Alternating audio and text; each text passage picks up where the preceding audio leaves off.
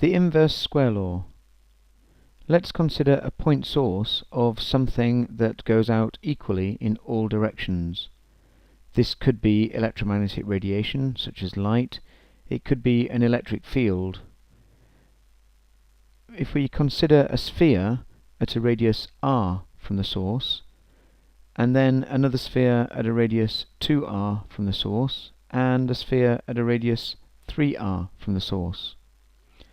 Whatever is coming out from this source must pass through this sphere, and this sphere, and this sphere.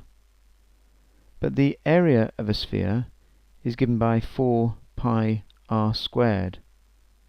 So as r doubles, the area of the sphere will go up by 2 squared, or 4 times. As r trebles, the area of the sphere will go up 9 times.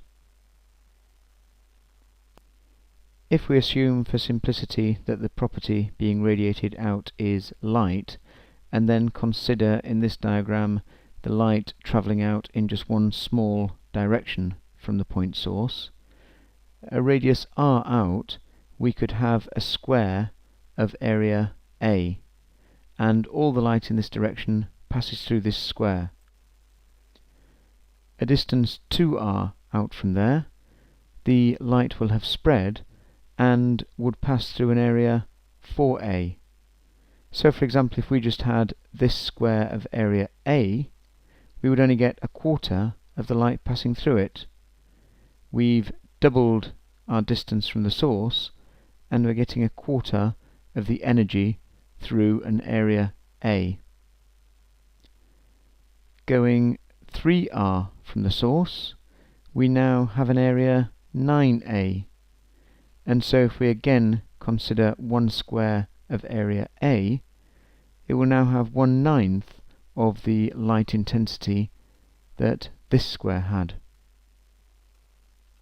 So as we double the distance from a point source, the property, which we'll assume to be light, is spread over 4 times the area, and so is of 1/4 the intensity.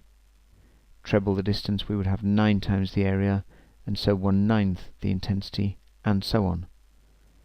We can write that intensity is inversely proportional to distance squared, or in symbols with I for intensity and R for distance.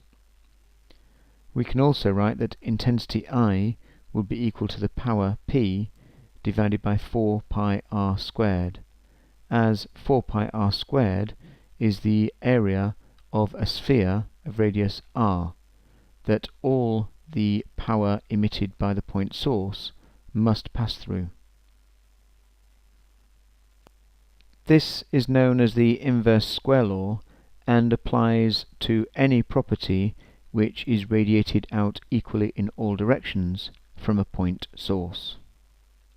Relating these ideas to stars, if we're a distance d from a star of luminosity or total power L, the radiant energy flux or intensity is given by F is equal to L over 4 pi d squared. The absolute luminosity of some stars is known. For example, we know how bright variable stars are from their time period. These we call standard candles. If we know how bright they actually are and how bright they appear, we can easily calculate their distance from us. Let's look at an example. A star has an absolute luminosity of 3.2 times 10 to the 30 watts, but a radiant flux on Earth of just 9.2 times 10 to the minus 9 watts per square metre. Calculate the distance to the star. Well, we know that the radiant flux is equal to luminosity over 4 pi d squared, and we can rearrange for d. Putting in the values given gives us a distance of 5.3 times 10 to the 18 metres.